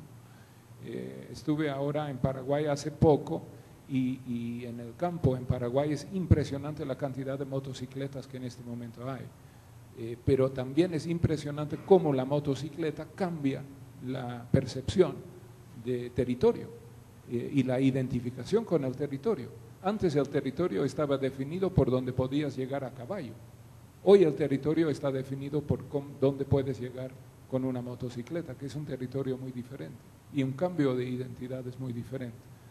Esos son conceptos, constructo social, muy difíciles de captar en cifras, en temas como Producto Interno Bruto. Entonces, usamos lo que hay en cuanto a estadísticas. Obviamente hay que utilizar la división política administrativa si se quiere impulsar un proceso de gestión pública, pero en el fondo de lo que estamos hablando son constructos sociales en torno a un espacio geográfico donde convive gente y empresas. Gracias. Vamos a nuestra última ronda de preguntas y comentarios. Ya se completó la lista de 4 y vamos a empezar con Vicky Peláez, después Carlos Pomareda, Claudia Ranaboldo y un compañero allá que no sé su nombre. Y con eso vamos a cerrar. Entonces, Vicky Peláez estaba, ¿dónde? Allá está, al medio. No, con micrófono, por favor. Gracias. No, era en la línea de lo que comentó Julian, entonces pasó. Gracias. Gracias, Vicky. Hay lugar para uno más. Patricio se quiere repetir el plato. Veremos si hay alguien más y si no, ahí le doy. Acá, Carlos Pomareda. Muchas gracias. Yo creo que en los datos que se muestran del coeficiente Gini no ha habido tiempo de explicar de que ha mejorado porque se ha reducido sustancialmente la pobreza. La clase media no ha deteriorado tanto, pero en algunos países sí, pero los grupos de poder económico se han consolidado más. Entonces, ese dato promedio no revela que este grupo de poder realmente está acumulando más. Volviendo un poco sobre el tema de los grupos de poder, yo creo que la desigualdad en la práctica no se reduce mucho porque estos grupos se niegan a ceder.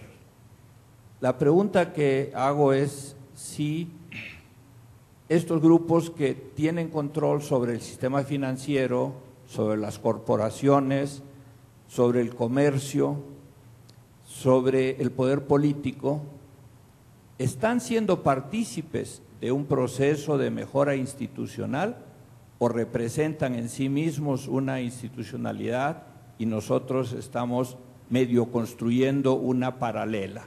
¿Cuál es la percepción de ustedes sobre el grado de participación de estos grupos en la construcción de esta deseada nueva institucionalidad? Gracias, Carlos. Claudia Ranaboldo, atrás.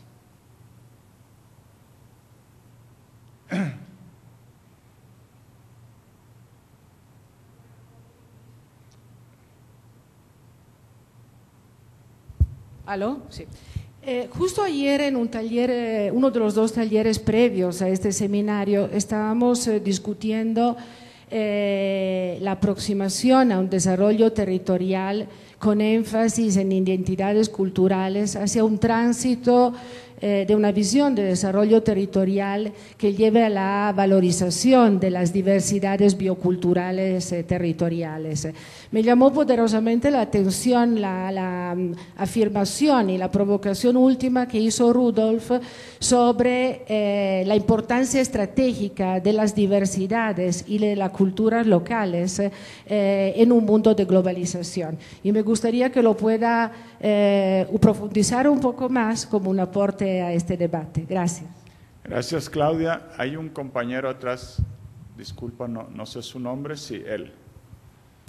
Sí, soy Manuel Bayón, geógrafo de España, y la pregunta era exactamente la misma, que tenía una fuerte divergencia con que la globalización generase una diversidad por cuanto propugna y se suele manifestar en el territorio todo lo contrario, una homogeneización de modelos de desarrollo, etcétera. Gracias. Y finalmente, Luciano Martínez, acá al otro lado, al otro extremo, allá en la primera mesa. Bueno, una pequeña Luciano inquietud, Martínez de Flaxo, Ecuador. Una pequeña inquietud dirigida a Anthony. Me parece que en las propuestas de de los casos de estudio, etcétera, no se está recuperando mucho el papel de la geografía en los territorios, ¿no? Me parece que esto es esencial. Creo que hace falta profundizar un poquito más qué papel juega, qué rol juega en la dinámica territorial el aspecto geográfico. Y volviendo simplemente al caso Tungurahua, que es el top de los casos de RIMISP, es evidente que ahí Tungurahua juega un papel importante en la geografía, su ubicación espacial, está en el centro del Ecuador, la dinámica poblacional, es una de las provincias más densamente pobladas del país. En esas condiciones que se haya logrado una dinámica territorial, creo que merece algo más de la geografía y yo diría algo menos del enfoque institucional, pero bueno. Gracias. Bien, con eso terminamos. Vamos a dar la palabra para cerrar a nuestros panelistas y después les recuerdo que tenemos aquí mismo, para que no se levanten al terminar, un lanzamiento de un libro importante, el Informe Latinoamericano sobre Pobreza y Desigualdad 2011. Tony. Bueno, la pregunta de Carlos es muy interesante. Había al final también una reflexión en el programa sobre esta noción de que el Gini capta cuestiones de distribución económica, de ingresos, pero no de poderes políticos o capacidades de agencia, o como quieres llamarlo, ¿no? Entonces yo creo que el tema que usted plantea está muy bien planteado, que hay que también buscar un lenguaje y indicadores para también para captar estos cambios en la distribución del poder de influencia. Y su comentario sobre desigualdad también interesante. Hoy en la mañana hubo una ponencia presentando los resultados de una encuesta para usar una sola etiqueta, personas de peso en Chile, sobre el tema sobre los resultados del trabajo en Chile, que entre otras cosas han mostrado serios problemas de desigualdad en Chile. Y lo que salía de la presentación hoy en la mañana es que personas empresarios o de peso no querían asumir el término de desigualdad y no querían asumir el problema de desigualdad como un problema que por sí mismo merece atención, salvo en los casos donde parece que genera conflicto social. Entonces yo creo que también este tema es cierto, que hay una cierta predisposición para negar el problema como un problema. Por eso que hay tanto esfuerzo de enfocar el debate en pobreza y no en desigualdad. Y eso sí, los grupos de poder están creando una institucionalidad paralela.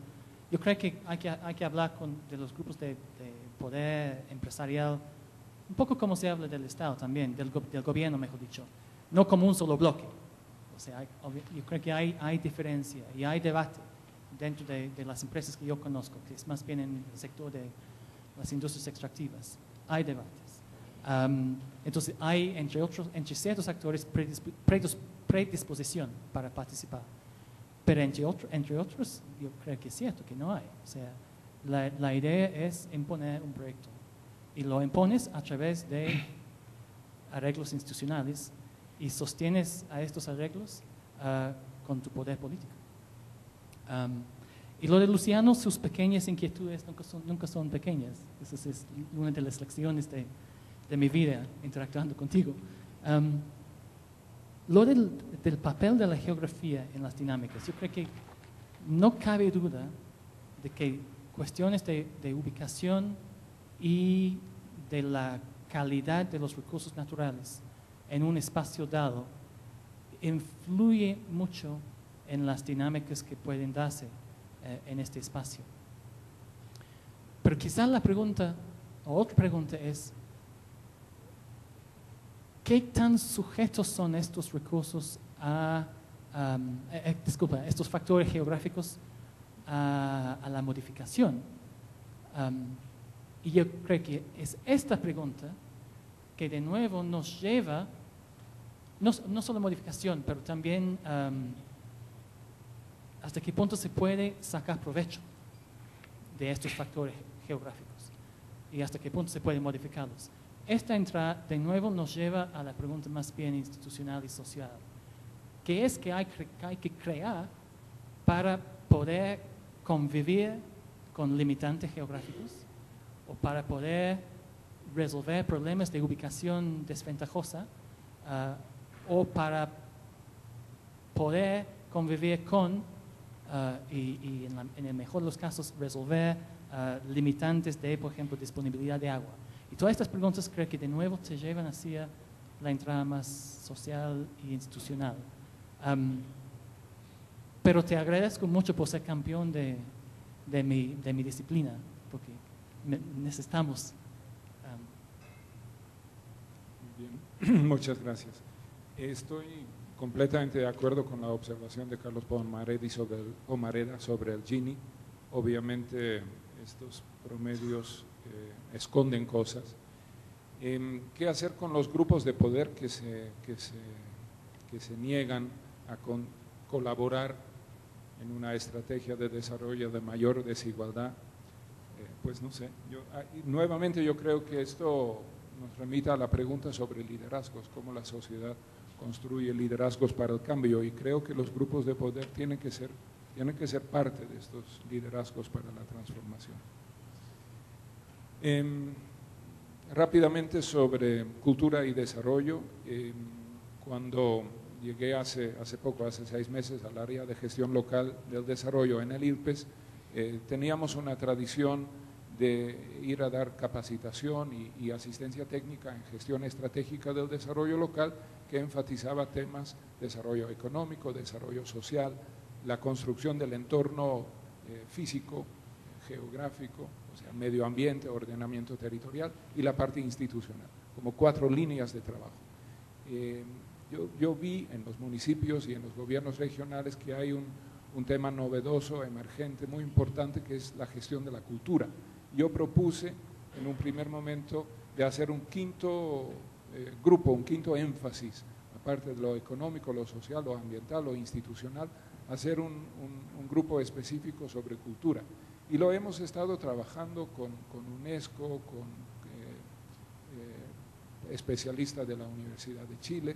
Estamos llegando a la conclusión de que la cultura está en todo. O sea, cuando hacemos esos ejercicios de gestión estratégica, preguntamos por las vocaciones territoriales, por las fortalezas, en qué se distingue, en qué se es bueno en un territorio, en una comunidad. Y esto apunta a la identidad y a la cultura entendido como pues la visión de sí mismo y las normas que de alguna manera determinan el comportamiento, la conducta. Entonces, esa cultura está en todo. Hay una cultura económica, una cultura social, una cultura institucional, y en ese sentido lo estamos trabajando, estamos afinando, digamos, la relación entre cultura y desarrollo en los distintos ámbitos del desarrollo local, económico, social, institucional y ambiental. Pero es un trabajo que recién comienza, y pues me gustaría forjar alianzas para fortalecer esa área. Yo creo que cultura y desarrollo en la gestión local es un tema muy importante. Muy bien, pues muchas gracias a Tony y a Rudolf en primer lugar. Quiero dar las gracias también a las compañeras y compañeros asistentes de investigación de RIMIS, que han estado no solo ahora, sino en todas las sesiones paralelas apoyando con el audio, los PowerPoints, etcétera, los compañeros del sonido y que han estado transmitiendo las sesiones por internet. Muchas gracias. El mensaje comercial: en sus paquetes tienen este documento de síntesis del programa de dinámicas territoriales. Por favor, critíquenlo, coméntenlo. Ahí mismo están las instrucciones para cómo pueden hacernos llegar sus observaciones, sus críticas, sus sugerencias. Realmente necesitamos mucho en los próximos 3 meses, no 3 años, en los próximos 3 meses, la mayor cantidad de críticas y cuestionamientos y observaciones. Muy bien, seguimos inmediatamente con la presentación del informe sobre pobreza y desigualdad en América Latina 2011. Gracias.